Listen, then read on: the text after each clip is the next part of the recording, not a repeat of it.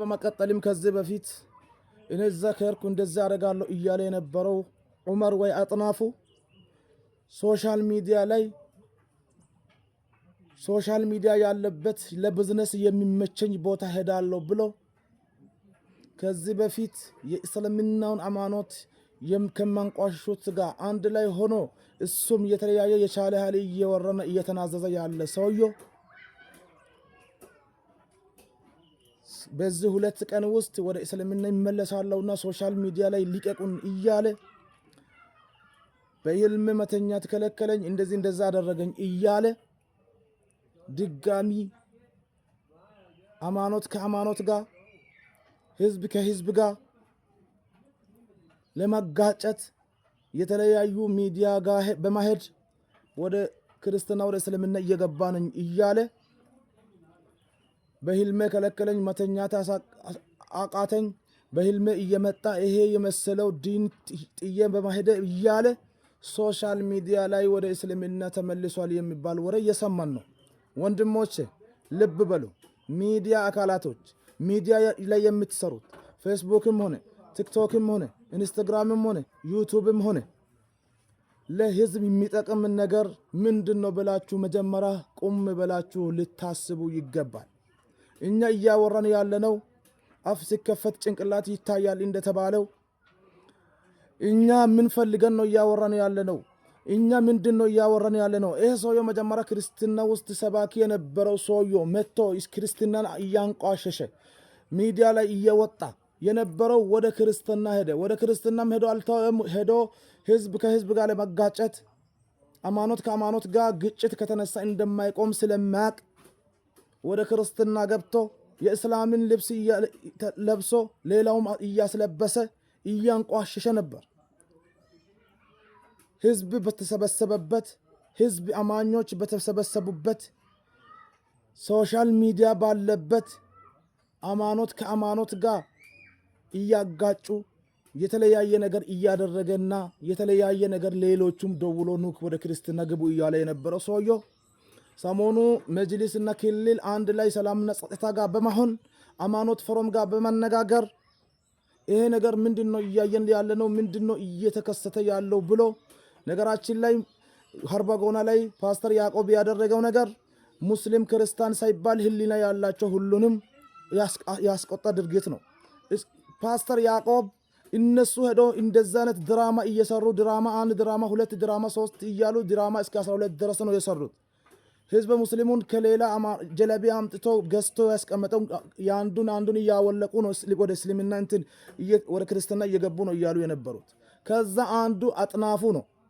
አጥናፉ ወደ እስልምና መጣ አልመጣ ምንም የሚጠቅመው ነገር የለም።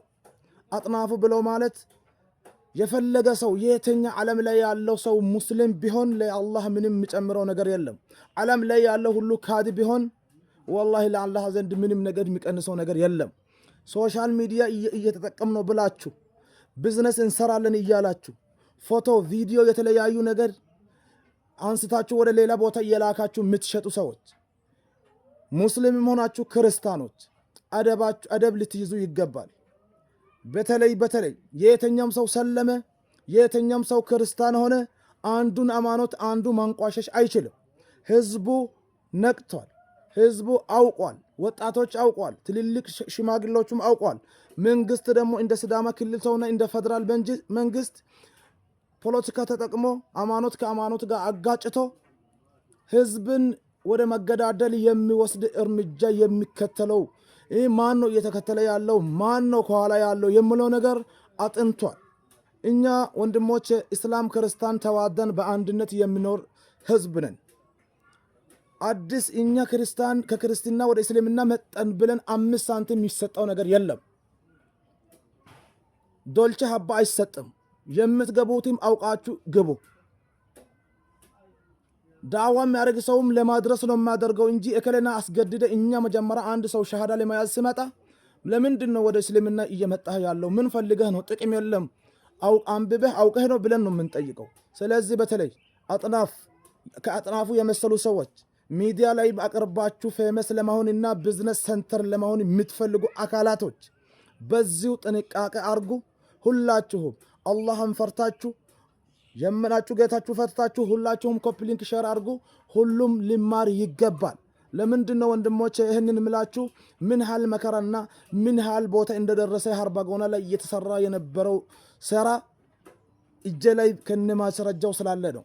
ይህንን አልተወም። ሲዳማ ክልል መንግስትም እንደ ህግ እየተከታተለ ነው። 7 ሃይማኖት ፎረም ትኑር እንጂ የመንግስት አልባ ሆና አይደለም ያለችው። መንግስት ሰላምን እንፈልጋለን። እኛ ወጣቶች እንደ ወጣቶች ሰላምን እንፈልጋለን።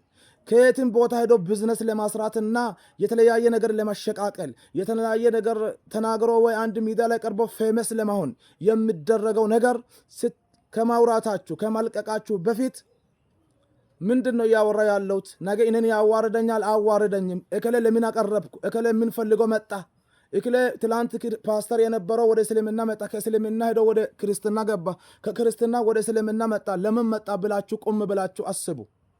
ሶሻል ሚዲያ ላይ ፎሎ ማግኘት ሌላ፣ ፌመስ መሆን ሌላ። የትኛ ቢሊየን ፎሎ ቢኖርህ ነገ ትዋረዳለህ፣ አላህ ያዋርድሃል። ስለዚህ ጥንቃቄ ያስፈልጋል። ይሄ በተለይ ሁለቱም ቀን እየተራመደ ያለው ነገር የፈለገ ሰው ማስለም ይችላል።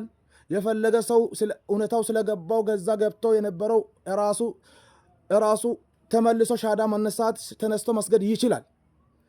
እከለ ተመለሰ እያላችሁ ማንኛውም ሶሻል ሚዲያ ምን እንደሆነ የማያውቅ ሰው በሁከትና በሌላ ነገር የምታሞሉ ሰዎች ህግና ህግ ሊከበር ይገባል። መንግስት እናንተን እየተከታተለ መሆኑን መርሳት የለባችሁም። ሰሞኑ የተፈጠረው አክሱም ላይም እየተፈጠረ ያለው ነገር ፖለቲካ ኢሹ ነው። ሲዳማ ክልል ላይም ተፈጥሮ የመጣው በሃይማኖት ምክንያት በማድረግ ህዝብ ከህዝብ ጋርና ሙስሊም ክርስቲያንን ለማጋጨት ያሰባችሁት ሥራ ከሽፏል። ስለዚህ እንደዛ አይነት ነገር ላይ ዲብ ሆናችሁ ከኋላ የምትከተሉ ፎሎ የምታደርጉ ሰዎች ከነዛ አይነት ሰዎች ፎሎ ማንሳት አለባችሁ። የየትኛም ሼክም ቄስም እውቅና ለማግኘትና እከለ እንደዛ ያደረገ ለማለት አትፈልጉ። የትኛም ሰው ሻዳ አስነሳችሁ አላስነሳችሁ ምንም ነገር የሚጨምረው ነገር አይደለም። ሂዳያ የሚሰጠው አንድ አላህ ነው። ወኢነከ ላ ተህዲ መን አሕበብተ ወላኪን አላህ የህዲ መን የሻእ ይላል። ስለዚህ እኛ ነቅተናል፣ ወጣቶቹ ነቅቷሉ። ሁላችሁም ኮፒ ሼር ሊንክ አድርጋችሁ ለሁሉም ቦታ አዳርሱ። አመሰግናለሁ። ቀጣው ቪዲዮ ላይ ማን ምን ፈልጎ ነው፣ ለምን መጡ፣ ለምንድን ነው እንደዚህ እየሆኑ ያሉት የሚለው ነገር እንደዛ አይነት ድራማ በየቪዲዮ ይፋ የምናደርጋችሁ ይሆናልና አመሰግናለሁ።